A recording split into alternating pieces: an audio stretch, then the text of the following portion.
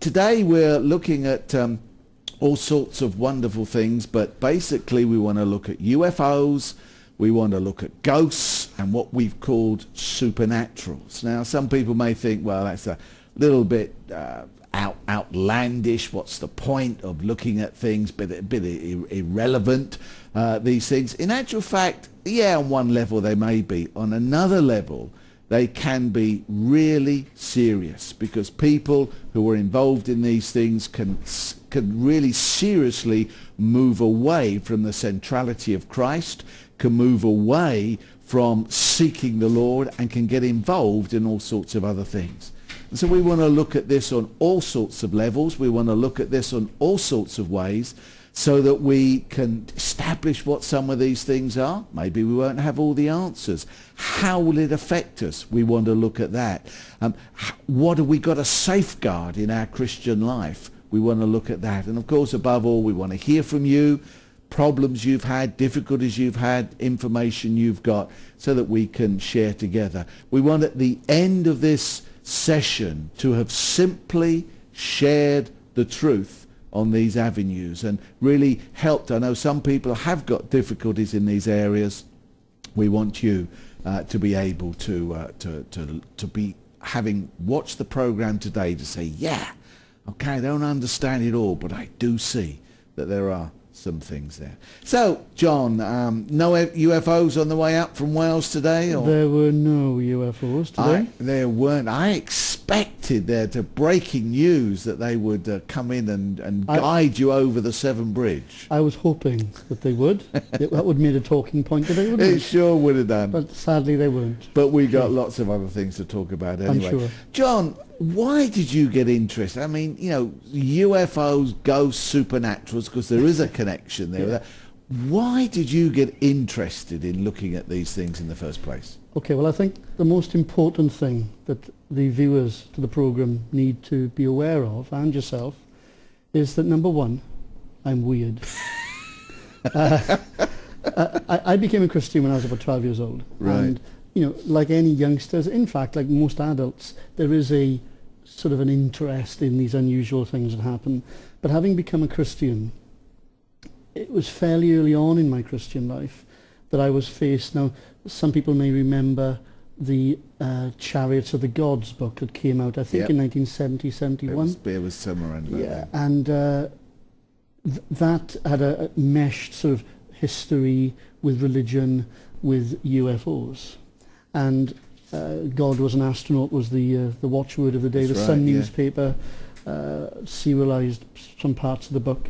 And for a number of years when I was in school, that's all I had, was people coming up to me saying, Tancock, you're wrong, because God was an astronaut. So I suppose I was forced into trying to answer what these people were saying. And with the ghost thing and other stuff, partly it was my own interest, just wanting to see. People talked a lot about ghosts and stuff. I wanted to find out a bit more about them. Later on in my life, I was involved with what you could call deliverance, helping people who had in some way been deeply influenced by evil spirits to become free. So that was a further touching point, really, with these sorts of things. But the abiding memory for most people should be that I'm weird. That doesn't say too much about me, as I've invited you on here, John. Yeah, well, my credibility just sank. You know? Well, you just have to speak simply the truth, Doug. Simply the truth. That's great. You may be weird, but you've got a lot of good things to say in your weirdness, so we're glad you're here. Let's start by we'll start with UFOs, okay, and we'll move on to some of the other things. But so let's define what really are UFOs. Okay. Well, at a basic level, a UFO is an object that flies which is unidentified. Right. And people have to remember that, because very often UFOs become shorthand for saying aliens or visitors from outer space or little grey or green men, depending which particular view you have. And a lot of us, I saw a UFO. And it wasn't a balloon and it wasn't a plane, and it was a very, very unusual thing that I saw, which moved so fast in shapes in the sky that I couldn't possibly believe it was a human type thing. That was my reaction when I was about 20 years old when I saw it. In reality, when unidentified flying objects are examined, most of them, perhaps 95%, can be dismissed as various natural phenomena or human-created phenomena, unusual craft that fly and whatever else. But there are still some sightings which are inexplicable and unusual, and they could be a range of different things. And we also have to say that UFOs, many UFOs and many UFO pictures are frankly fakes. Right. There was one of the most famous, the first big spate of UFOs was in the late 40s, early 50s, and there was a guy called George Adamski who believed he was in contact with the Venusians.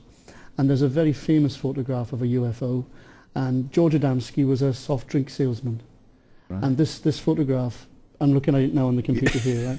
This photograph went worldwide, and I've seen it in so many books about UFOs, and people now say that it bears an uncanny resemblance to the top of a soft drinks cooler machine.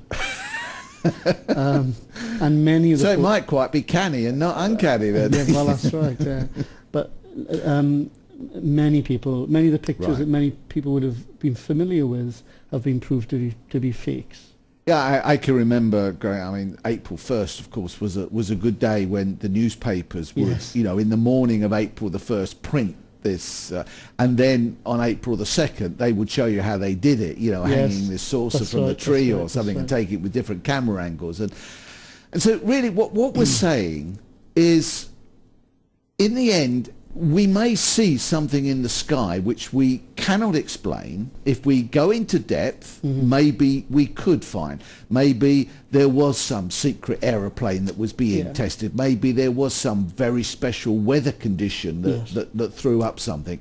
But if we don't go into that, we see something that is unexplained. Therefore, it might be real. It might be not. That's right. But what is not being said, which of course, as you've underlined, often people jump to the conclusion, is we see all these spaceships and they land and the men get out, etc.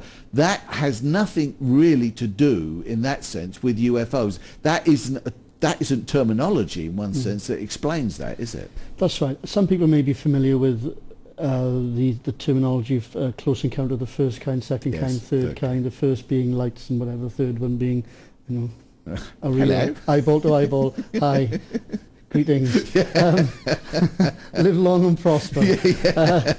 But can I just throw this in as well? That when we're talking UFOs, I think it's fair to say that all the people I've ever known who've been involved in UFOs either are already or become more involved in what you could probably call the occult. Right. Standing stones, ley lines, and even darker things than that. And I have a suspicion that UFOs are, at least in part, a distraction to draw people away from considering what is really important. Right. And I found people who've become obsessed with UFOs, really obsessed, and their lives have been consumed in telling their story when they saw one or whatever else, and they go off on some kind of a tangent, and they're just not interested in a God who loves them so much he reached down into the world in the person of Jesus to give them a brand new start and to forgive their sins if they turn to him. That sounds very old-fashioned when they're into UFOs. That's if right. You know what I mean.